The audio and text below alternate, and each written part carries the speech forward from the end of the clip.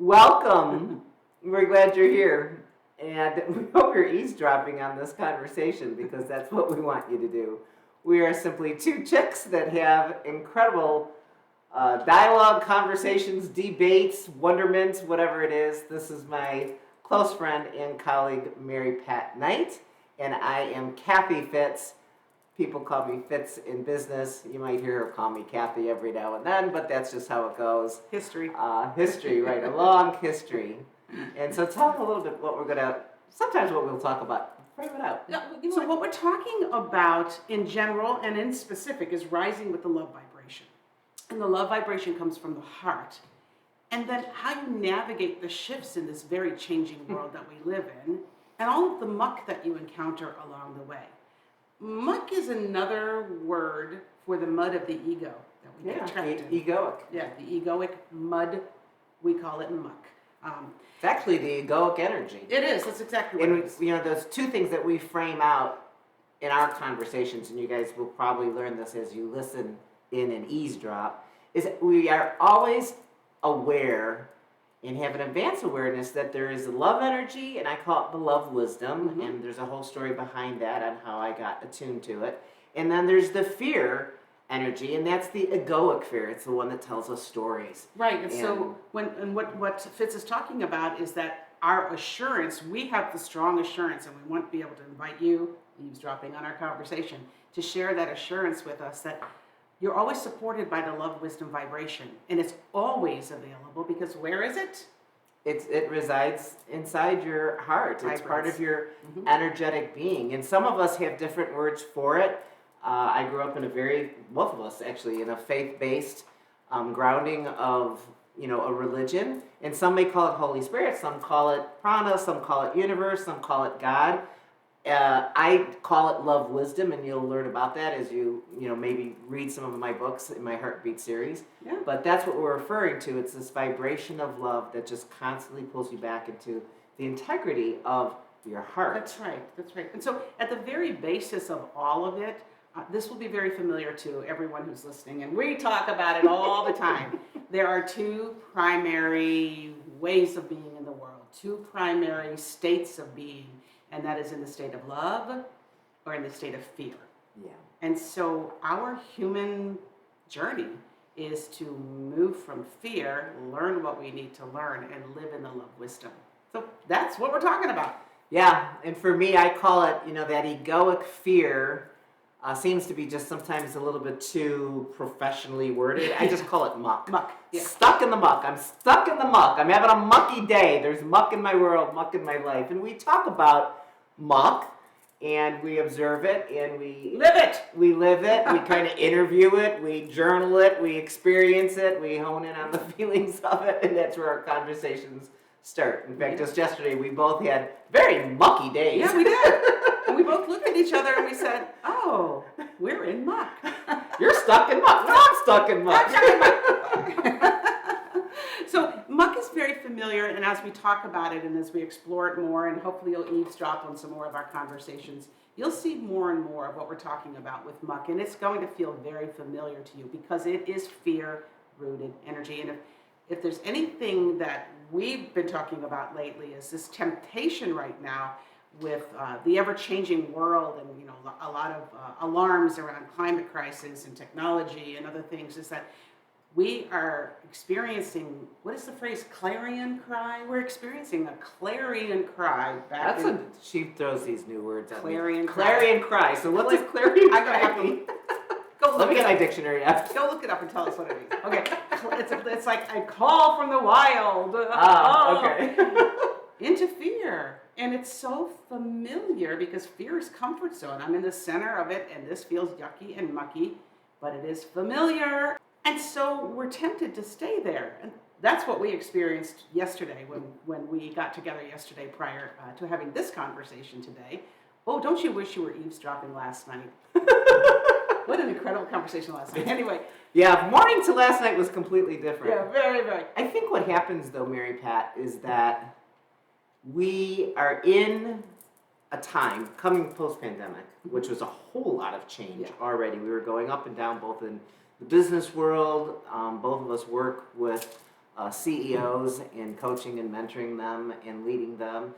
And we just saw this up and down, and then just in our families up and down. And then we see it in the individual employees. We see it in people, our neighbors. All of us seem to be going through, the roller coaster. And when we look at that, there's a framework. We always love frameworks, and I give credit to Bill Ekstrom, I think, on this one, which is the complexity. Oh, we have chaos first, then complexity, and then a new norm. And then, let's say it again. Chaos, complexity, and a new norm. And he's written about it. It's been around, that theory's been around for a long time. But we are in chaos. And the pandemic was chaos. And it's chaos that we've never had before. So it's not like, what did we do before this happened? Well, what got us here isn't going to get us where we're going, because everything's changing. Everything's changing. And when we were sitting back, actually, sitting in the seat of our soul, eventually yesterday, calming the muck down, moving the fear muck away, we realized whether it is climate change and things worldwide that are going on, whether it's a change in, you had mentioned change in workforce, right? Well, think about, if the disruption of, in the time that we're talking right now, the disruption of artificial intelligence. ChatGPT came out not too long ago. You mean GMT? Yeah. I could never say it. You'll know about Fitz. She's got this beautiful thing, the way her beautiful mind works. Sometimes the words come out and you're like, what? If I say rack and dack chair, you know what I mean. It's Adirondack. And it's Chat, GMT, GTP, GXYZ, whatever. Well, back to the topic. So one of the things we were talking about yesterday, and I'm seeing in the work that I'm doing, is that there's a huge upheaval in workforce. New skills are needed, retraining is needed. There's a lot of things that are needed, which is stretching an already freaked out work world. Yeah. So, jobs are being lost. There's lots of downsizing and fear that AI is going to replace HI, which is, human intelligence. Yeah. And, this video might be watched 5-10 years from now, and it'll be like, next thing. AI. There's been a lot of disruptions, and in different areas that we've taken on. Even 9/11 was a disruption. Except now, if you really kind of listen to some of the people that are studying the trends and doing the, analyzing of some of this, there's disruption in all kinds of society, in business, in the financial industry, but just there is a lot of disruption, and it's worldwide. It's not just in the U.S. Right. So what that has, the effect that has, is it gets us stuck in the muck because we don't know how to navigate and rise up out of it. Yeah, I just thought of an interesting image that I know I saw when I was a child that I remember now as an adult. Maybe y'all have seen this too. And I think about an elephant who gets stuck in mud. So the elephant is trying to claw their way out, and they get deeper and deeper and deeper into the mud, trying to claw their way out, and then they become exhausted. And then unless somebody can come along to help support them out of the mud, they die. So the thing that not that we're all going to die. Well, think about yesterday's mood with both of us in the muck. I think that's probably what the fear is not that we were extremely exhausted, but could we become extremely exhausted? We're both really ambitious people. We love what we do. We like to take on new opportunities. We're constantly connecting, and that egoic fear energy says, you're drowning, you're getting stuck, kind of like that elephant. Yes. But is it that the elephant can't get out, or the elephant doesn't believe he can get out? Because that's kind of what we're talking about with the love. Yeah, I think so too, and I think the analogy that I was looking for is that I'm not that I'm giving anyone a break, especially not for being in the victim place. However, think about this in the time that we are in right now. Okay, think about the preceding 2.5 to 3 years of the pandemic, and y'all remember the pandemic, right? The post-pandemic time. So the pre-pandemic time. You think about in the pandemic, and so much like nothing we've ever seen before happened, which has created a lot of internal exhaustion. So what do we need to do to re-energize so that we don't get stuck in the mud like the elephant? Because frankly, what I'm seeing is people are really exhausted. And the exhaustion is exacerbated when we live in fear. Yes. It just gets worse and worse and worse. So we become the elephant who believes now that they can't, and now that it's a self-fulfilling prophecy. I can't get out of the mud. So we need helpers, okay, which is why we're doing the work that we do. In community. And community, because the community, so back to the fast track of saving the elephant. That's when the community comes together, pulls all the ropes around the elephant, pulls the elephant out of the mud. See, so think about that. Exhaustion in all the constant chronic change, which is made worse because we are afraid, because we don't know what's coming next, and because we're exhausted by all that we've experienced, and we're trying to get out of it by ourselves, and all we're producing is fear and fear and fear. Stop! Yeah. Get into the love. Get into the love wisdom and find your helpers, find your community, so we can get out of the muck together. And it really is, I think, another thing that we're always talking about. We kind of frame this out as there's a lot of shifts taking place in various industries, in the way we behave, in the way we think. Our needs are different than what they were pre-pandemic. In these shifts, we're used to a shift coming and then stopping. We've had shifts before. We've talked about major shifts. Yeah. Industrial revolution, the digital revolution was a huge shift. We no longer hang our kids out the window when we're driving. There's all kinds of shifts in consciousness, meaning we are more aware, we have an advanced awareness. However, the shifts now is like we're going up, down, up, down, up, down. And I think they're going to continue for a while. And I'm seeing it even with the business leaders that I am coaching and mentoring. They're saying, wow, there's a lot of disruption emotional in the heart. There's disruption in our thinking. Isn't the same because it has to think differently today. And we carry that home, we carry it to work, and we're trying to figure out, what do we do? What's the next tool to help it? And there's good stress and there's oostress. Oostress is, the stress that a marathon person has, or an Ironman person when they're coming into the finish line. They're highly stressed, but they're really challenged. They're in creative mode. Poor stress is always equal to, hooked to the fear and egoic energy and all those stories. And it's interesting, one of the conversations that we had, and we can probably even explore it a little bit more, is this chat, GTP, whatever, and this AI, which is new now, and it'll probably be nothing in 2 years, 3 years, or change or 2 months, or 2 months, morph into something else. However, I feel sometimes that means we're all going to be like robotic. I hooked onto it really easy and quick, and I've always had Google in my back pocket, and I called it Mr. Google. So now I got Mr. Google times 100 with chat. And the talk is, can we find the answers through a tool? And I really believe that what we understand in our advanced awareness, and the awareness is increasing our consciousness, is that we don't need a tool. If we can align to that vibration of love, however you frame it out, right. Even you sometimes frame it out a little bit different than I, but I call mine the love wisdom vibration.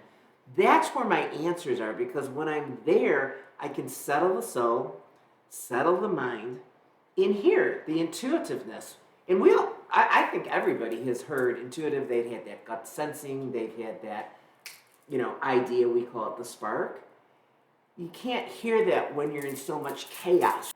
We're going to have to do an entire eavesdropped conversation about this. We were talking about this last night too. Not the difference, but the blending of the three brains. Ooh, I don't remember that. Oh, let me remind you. The head, the heart, and the gut. Yes. The head, the heart, and the gut. Yeah. So I talk a lot about aligning head and heart, and you bring in heart and gut. And so now we have all three, head, heart, and gut. We'll talk about this later. Okay, come on back and visit us later. Yes. Heart and gut. So anyway, going back to this whole AI as a tool, we also, was really, really cool. We kind of had our own little epiphany around this, is we do have a tool. We have a tool. Yeah, it's called I call it settling into the seat of the soul, the seat of the heart, the seat of your intuitiveness, and being still so that you can hear.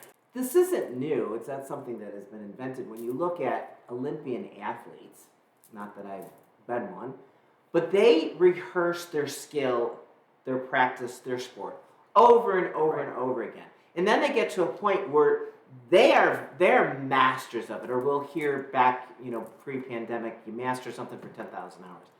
When they get to that level, then they have to go within. They got to go in on the belief system. That's right. That's what can trip them up. The fear, the egoic story, will I fail?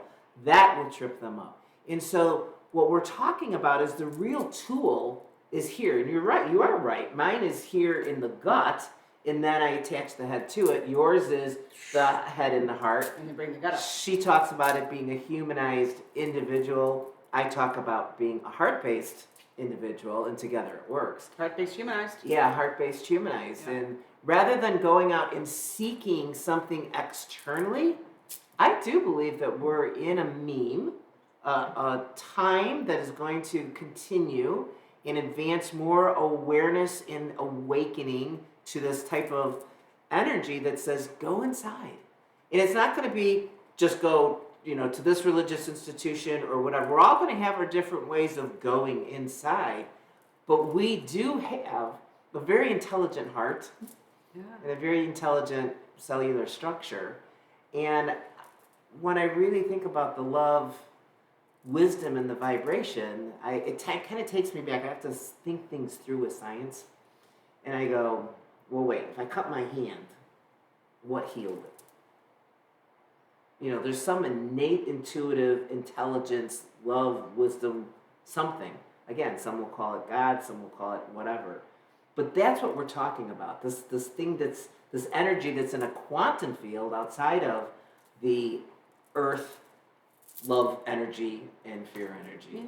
Yeah. And we can really do our own chat with our heart. Yeah, we can do our chat with our heart. We have our own intelligence. We have the love, wisdom, intelligence. Yeah, right? and be able to, eventually there will be probably conversations that we have that maybe will introduce you to the concept of being able to download. And download is just being able to get that wisdom moment, that insight, that perspective, that clarity, that we go aha moment at the end of some meetings that we will have with the business people that we lead. What was the aha moment that we had? That always isn't just intellect and you using your education or your constructs or your frameworks from all of these skills that you have. It's gut. Yeah. It's intuitive intelligence. I always like to get really practical. So that's me. does. I like to get practical. That's what the P stands for. MP. Very practical. No, it's very pat. So I like to get practical. So let's. I want to just offer. We talked about this yesterday too. So I want to offer a fear tool. A fear tool? A fear tool. So a lot of times when we fear, we end up perceiving the world from a victim place. Like things are happening to me. And so I call that my itty bitty shitty committee. That's what you're talking about? The itty bitty shitty committee. Itty bitty shitty committee, the egoic mucky. Yeah, all of that place, which translated when I'm working with my teams, it's translated to victim mentality. I see the world is out to get me. I'm not safe. I'm going to hide. So don't ask me to be accountable for changing this because I can't, because the fear has me stuck in the muck. And so a tool. I'm going to offer a tool. A simple question. This is the transformation question. Uh-oh. The transformation question.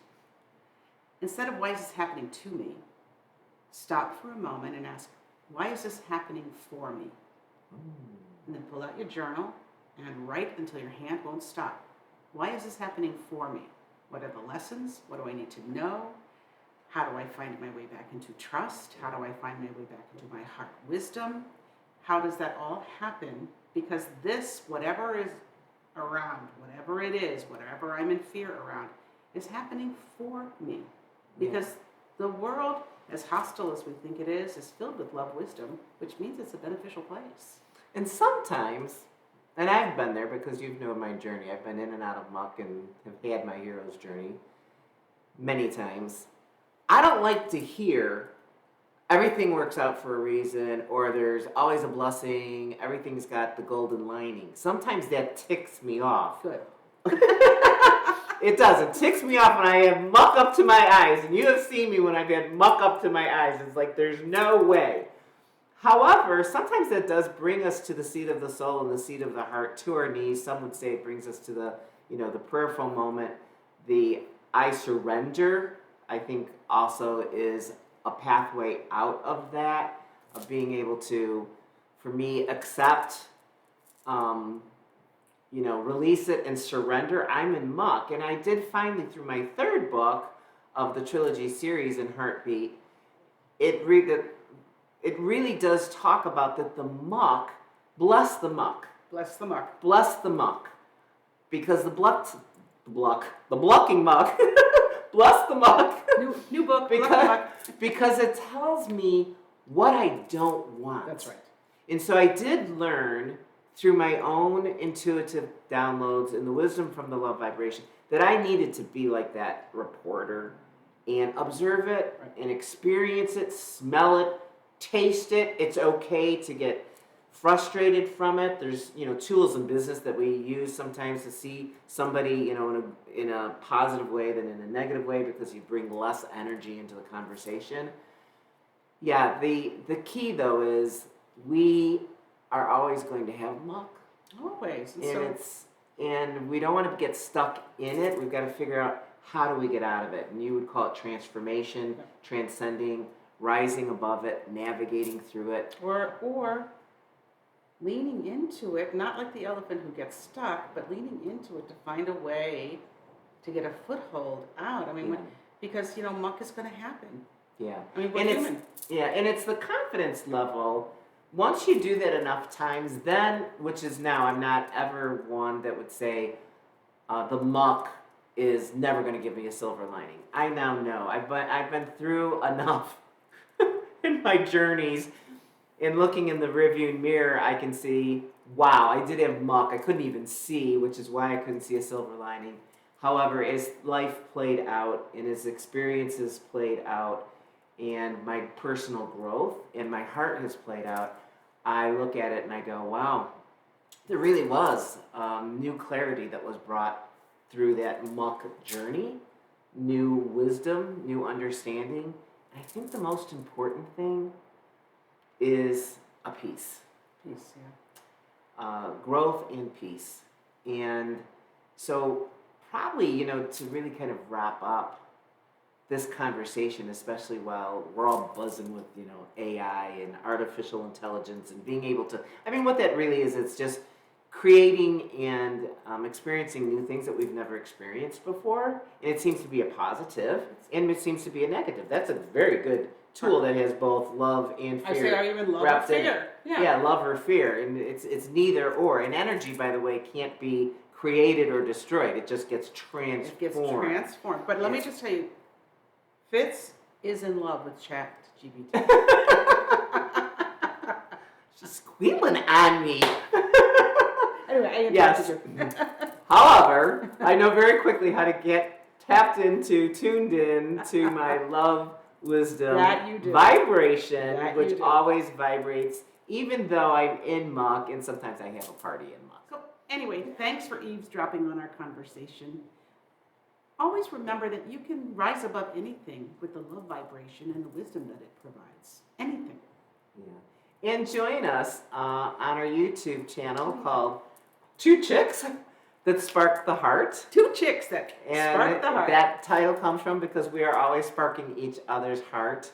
And also you can go to theleadingheart.com, which is a community that is being co-created so that more individuals who are trying to understand what's a new pathway through life's mucky situations, they want to advance their awareness of things, whether they're individuals or even leaders of organizations, come together so that we have community. Because these conversations are powerful that this chick has with me. With that chick. Yeah. Until then, we'll see you next time. Thanks for eavesdropping.